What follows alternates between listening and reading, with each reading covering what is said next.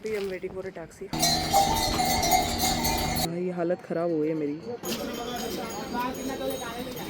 सिर्फ लोकल से कोई ऊपर जाने दे रहा है, मतलब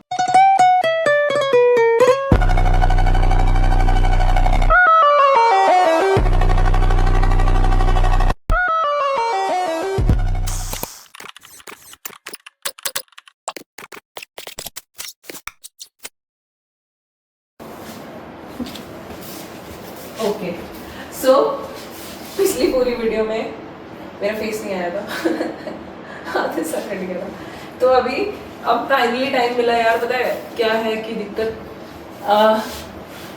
सोलो ट्रैवल में ना बड़ा काम होता है। फॉर एग्जाम्पल होटल भी आपको खुद देखना है, फिर आपको सारी बुकिंग्स करनी है, उसके बाद आपको राइड भी करनी है, फिर आपको टाइम से पहुंचना है सब जगह, फिर आपको वीडियोस भी रिकॉर्ड करनी है, आपको पोस्ट भी करना है, फिर आपको लोकल से भी बात करनी है इमर्सिव एक्सपीरियंस के लिए, फिर आपको डोली भी मिस नहीं करनी है, वहाँ का जो कल्चरल जिसके लिए आप आए हो वही मिस कर दो तो देयर इज नो पॉइंट, वो भी मिस नहीं करना है। फिर उसके बाद खाना भी इसी बीच खाना है, फिर पैकिंग करनी है, कुछ रह ना जाए, एकदम सब कुछ इफेक्टिव तरीके से स्ट्रैटेजी प्लान करनी है कि हाँ यहाँ से यहाँ पहुँचूंगी। तो ऐसे ही अब जाके सोनप्रयाग में अभी आई हूँ अपने होटल पे। शिवधाम होटल है ये रामपुर में, सोनप्रयाग से 2-3 किलोमीटर पीछे है। बोला कि आप सामान रख जाना, बाइक छोड़ जाना, कोई दिक्कत नहीं है। तो अभी मैं पैकिंग भी करने लगी हूँ क्योंकि सुबह दिव्या 3 बजे फाटा से निकलेगी और फिर 4 बजे तक यहाँ पे आ जाएगी मोस्ट लाइकली, उससे पहले ही आ जाएगी, इतना टाइम तो नहीं लगेगा अपने ग्रुप के साथ। तो मुझे यहाँ से पिक करेगी, फिर हम एक साथ ट्रैकिंग शुरू करेंगे। इस बार मुझे अकेले ट्रैक नहीं करना पड़ेगा, तो उसी के लिए अब जल्दी सोना पड़ेगा। 4 बजे उठने के लिए, 3 बजे उठने के लिए, तो जल्दी सोने के लिए मुझे पैकिंग अभी करनी पड़ेगी कि ऊपर क्या क्या लेके जाना है। एक तो लाइट होना चाहिए बैग, 16 किलोमीटर खुद के कंधे पे टांगना है, सारे कपड़े भी आने चाहिए। रुकने के ऊपर कोई दिक्कत नहीं है, बहुत सारे कैंप वाले हैं जो बुला रहे हैं कि आप आ जाओ, और दिव्या का तो कैंप है ही वहाँ पे, और एक दिन का मैंने GMBL बुक कर रखा है। सो अभी बैग पैक करते हैं फटाफट। मैं आपको बता दूँ कि मैं क्या क्या पैक कर रही हूँ अपने बैग में, जो कि एट मोस्ट इम्पॉर्टेंट है। बैग खाली कर लेती हूँ।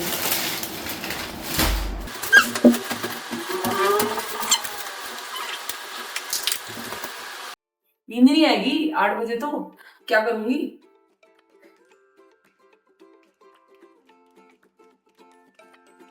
मुझे तो पता नहीं क्या क्या पड़ा हुआ है।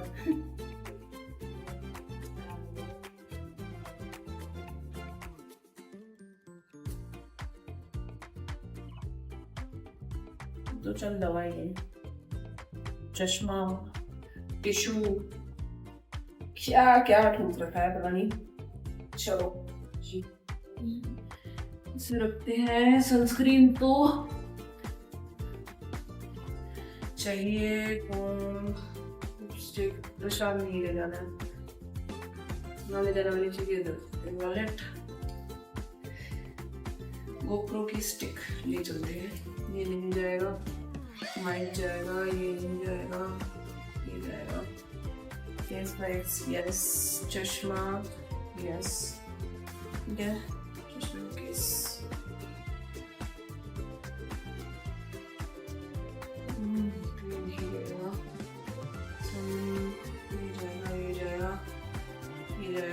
मस्कारा, टिश्यू पेपर जाएगा, विमल ले जाऊं।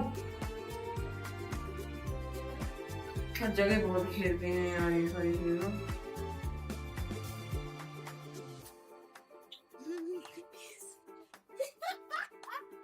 ले जाती हूँ, सोनू में तो चाहिए रहता है, भारी बहुत है। इसमें से देखते क्या क्या है। मैंने मैगी मसाला ले लेता, मुझे ऊपर के खाने में ज्यादा टेस्ट नहीं आता है, तो मैंने ले लिया था कि अगर किसी चीज में टेस्ट ना आया तो ये मिला लो, बस लगता है। एक हैंड वॉश है, मैंने अभी लिया था, पता नहीं मेरे दिमाग में क्या हुआ, मैं सिर्फ एक जैकेट रख के लाई हूँ बस।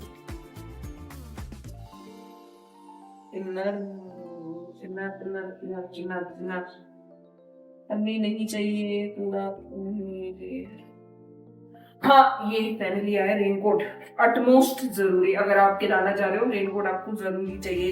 ये एक पेन रिलीफ स्प्रे है, ये 4 पाउचेस उसके हैं ORS के, एक 2 डायवॉक्स हैं, ये उसके लिए होती हैं ऑक्सीजन की कमी के लिए, और ये 2 पैरासिटामॉल है, 2 सैराडोल और 2 बैंडेड मेरे बैग में पड़े।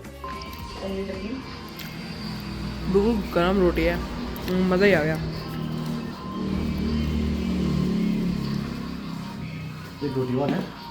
बस गुड मॉर्निंग। हर महादेव। News flash. सुबह मैंने दिव्या को फ़ोन करा तो दिव्या कह रही है कि सोनप्रयाग से आगे है, शायद गौरीकुंड से आगे सिर्फ लोकल्स को ही ऊपर जाने दे रहा है, मतलब जिसका काम है, और टूरिस्ट को सिर्फ अलाउ करें डोली के साथ जाना, यानी कि कल जाना। अभी सोनप्रयाग जाएंगे तब पता चलेगा कि क्या सीन है, जाने दे रहे हैं नहीं जाने दे रहे हैं। मैं उठ गई थी 4 बजे, कपड़े पहन के बिल्कुल रेडी हूँ, जैकेट है, ये लोअर है, शूज़ पहन लिया, सामान सारा पैक है मेरा। ये सब मैं एक जगह रख जाऊँगी। पानी में भी गर्म कर लिया था उनके किचन में खुद से जाकर, क्योंकि कोई उठा नहीं हुआ था, तो उन्होंने बोला था आप आ जाना, खुला रहता है, कोई दिक्कत नहीं है। अब देखते हैं क्या होता है। अभी तो टैक्सी भी ढूंढनी है लिफ्ट के लिए। सामान मैंने अंदर ही छोड़ दिया है।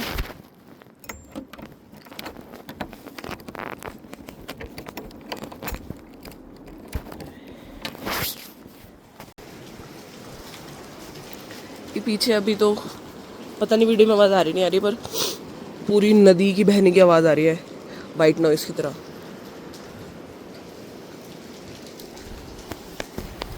Let's go find a taxi.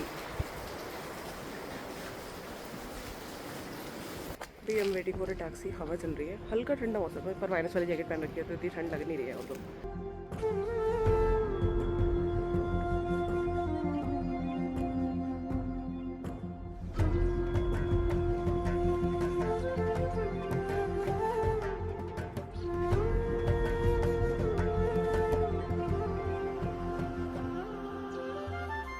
अगर आपको केदारनाथ जी की यात्रा शुरू करनी है तो केदारनाथ जी की जो ट्रैक है वो सबसे पहले गौरीकुंड से स्टार्ट होती है। तो आप पूरे इंडिया में कहीं से भी आ रहे हैं, लास्ट स्टॉप जो आपकी गाड़ी जहाँ तक जाएगी, आपका प्राइवेट व्हीकल हो चाहे आपका गवर्नमेंट व्हीकल हो, वो सोनप्रयाग तक ही जाएगा। सोनप्रयाग के आगे बैरिकेडिंग होती है, उसके आगे सिर्फ जो यूनियन की टैक्सीज होती हैं वो जाती है। तो अपनी गाड़ी सोनप्रयाग में खड़ी करके किसी होटल में या फिर वहाँ की पार्किंग में खड़ी करके आपको वहाँ से 50 रुपए की जो शेयरिंग टैक्सी है वो वहाँ से लेनी है, और वो आपको छोड़ेगी लाके गौरीकुंड।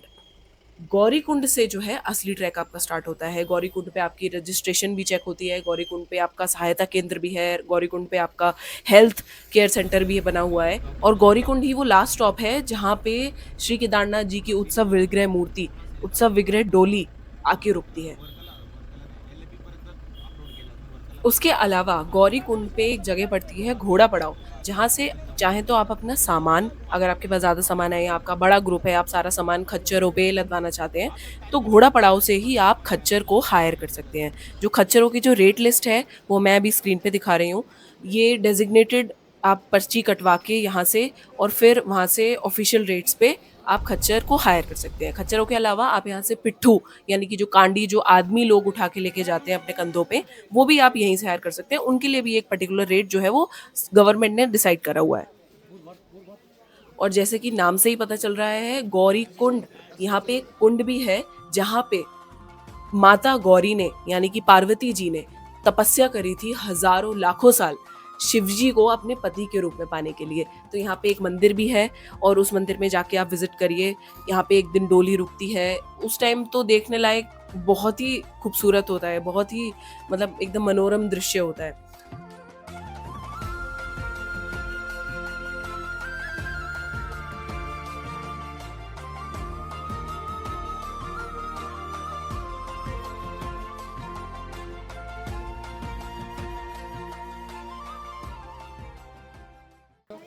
इतने सारे लोग पुलिस स्टेशन पे इसलिए लाइन लगा के खड़े हुए थे क्योंकि वही सेम बात जो दिव्या ने मुझे बताई थी कि आज सिर्फ उन्हीं को ट्रैकर के ऊपर जाने दिया जा रहा है जिनका या तो कोई काम है ऊपर, या फिर वो मंदिर की समिति से रिलेटेड है।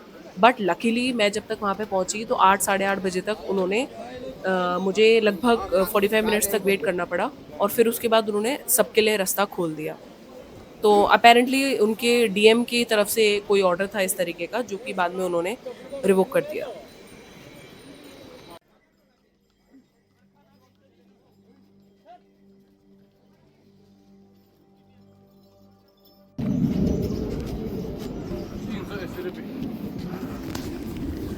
धूप बहुत तेज़ हो गई है। जैकेट उतार ली, सामान पिट्ठू पे रखवा दिया। तो दिव्या और उसके दोस्त थोड़ा लेट हो गए थे क्योंकि उसको सामान लेके जाना था अपने कैंप के लिए, तो वो खच्चरों पे सामान लदवा रही थी और वहाँ पे खच्चरों का ही ट्रैफिक जाम लग गया था। केदारनाथ में मतलब जब इस टाइम पहले 2 महीने, जो अप्रैल मई जून, बारिश शुरू होने के पहले जितने भी महीने होते हैं ना, वो इतने पैक रहते हैं आई स्वेयर। तो इसलिए मैंने डिसाइड करा कि मैं अकेले ही ट्रैक स्टार्ट कर दूंगी। सो बाय द टाइम उन लोगों ने ट्रैक स्टार्ट करा, मैं ऑलरेडी 3 किलोमीटर भीमबली तक पहुंच चुकी थी। तो it was kind of a good question, but somehow मुझे फिर पूरा ही ट्रैक अकेले करना पड़ा। तो अगर आप केदारनाथ जी के ट्रैक पे जा रहे हैं तो आप थोड़ा बहुत हल्का कुछ खाते रहिए। मेक श्योर आप मैगी वगैरह या मैदे का कुछ आइटम नहीं खा रहे हैं। और आपको वहाँ पे चने की चाट या फिर फ्रूट्स वगैरह या फिर जूस वगैरह ये सब आप पीते रहिए। पानी सबसे ज़्यादा इम्पोर्टेंट है, धीरे धीरे करके एक एक सिप, ज़्यादा नहीं, एक एक सिप आप पीते रहिए। उसके अलावा तो खच्चरों का आप सबसे ज़्यादा ध्यान रखिए क्योंकि इस साल बर्फबारी ज़्यादा होने के कारण ऊपर चीज़ें जो है वो लेट खुली हैं, लेट पहुंच रहा है सामान सब कुछ। तो इस टाइम अभी खच्चरों की भीड़ ज़्यादा है और वैसे भी पूरे सीज़न जो है खच्चरों की काफ़ी भीड़ रहती है, तो वो देखे बिना चलते हैं एकदम से। तो हो सकता है आपको कहीं धक्का लग जाए। मैं भी इनफैक्ट इस ट्रैक पे गिर गई थी एक बार धक्का लग के। तो आप एकदम ध्यान से चलिए, आपको खुद ही अपना बचाव करना है, वो लोग नहीं देखेंगे आपको कि आप चल रहे हो। ये वाला ब्रिज क्रॉस करते ही आप समझिए आपकी इजी वाला ट्रैक खत्म और रामबाड़ा शुरू। रामबाड़ा से आपकी एकदम खड़ी चढ़ाई स्टार्ट हो जाती है, जो कि मतलब काफ़ी ज़्यादा इंक्लिनेशन पे लगभग। और खाने के लिए मैं आपको बोलूँगी कि खाने की आप यहाँ पे मतलब ऐसी उम्मीद मत करिए। आप यात्रा पे निकले हैं तो एक बेसिक रिक्वायरमेंट है यात्रा की, वो है रेस्ट्रेंट अपनी इच्छाओं पे, अपनी कामनाओं पे, अपने डिज़ायर्स पे। So I like to think and I like to believe कि जितना कम से कम सुविधा में आप रहेंगे एक यात्रा में, उतना ही ज़्यादा आपको उस यात्रा का फल मिलेगा। और फल का मतलब सबके लिए सब्जेक्टिव होता है, बट मेरे लिए ये है कि आप जितना ज़्यादा मैं अपनी इच्छाओं के ऊपर, अपने डिज़ायर्स, अपनी चाहतों के ऊपर एक ब्रेक लगा पाऊँगी, वही मेरा फल है एक तरीके से।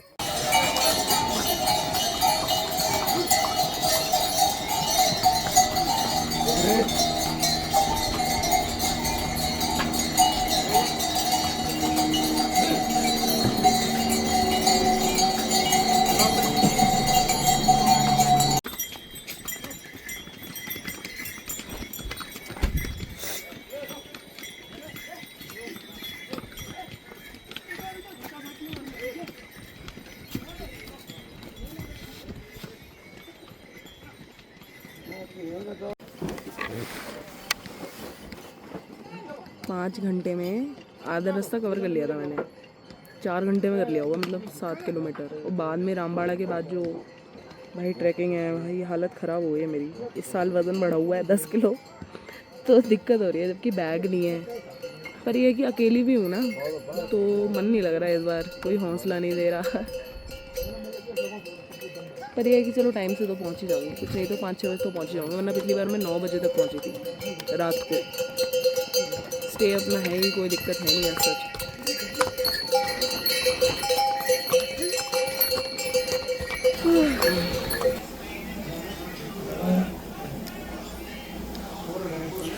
सो फाइनली वो मोमेंट आ ही गया था। बस कुछ ही स्टेप्स, कुछ ही कदम दूर रह गया था मंदिर।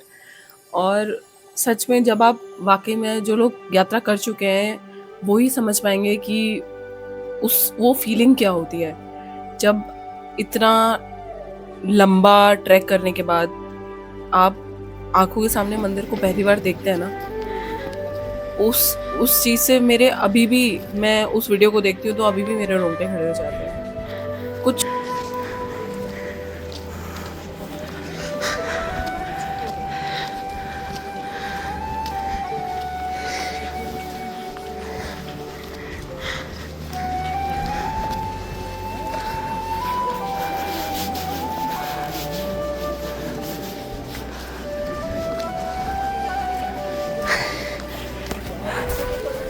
कुछ ऐसी ही, मतलब कुछ बात है केदारनाथ मंदिर में जो कि जिन्होंने सच में वहाँ की एनर्जी को फील करा है ना, सिर्फ वो ही मेरी बात इस टाइम पे, इस पॉइंट ऑफ टाइम पे समझ पाएंगे मैं क्या बोल रही हूँ।